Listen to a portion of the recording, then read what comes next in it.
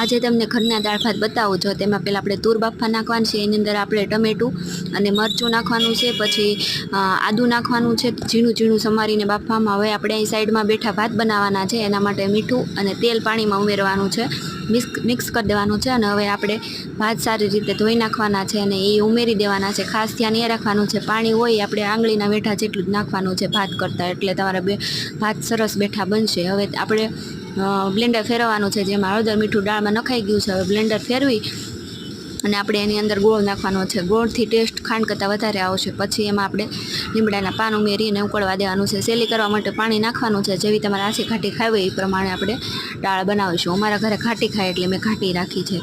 હવે જો આપણા ભાત સરસ રીતે બફાઈ ગયા છે, જોઈ લો તમે એકદમ છૂટા ભાત બન્યા છે. આવી રીતે બનાવશો તો તમારા ભાત મસ્ત બનશે. આ બેઠા ભાત થઈ જાય જલ્દીની ખાવાની મજા. હવે આપણે આપણા દાળમાં લીંબુ નાખવાનું બાકી હતું તો આપણે લીંબુ નાખી દઈએ.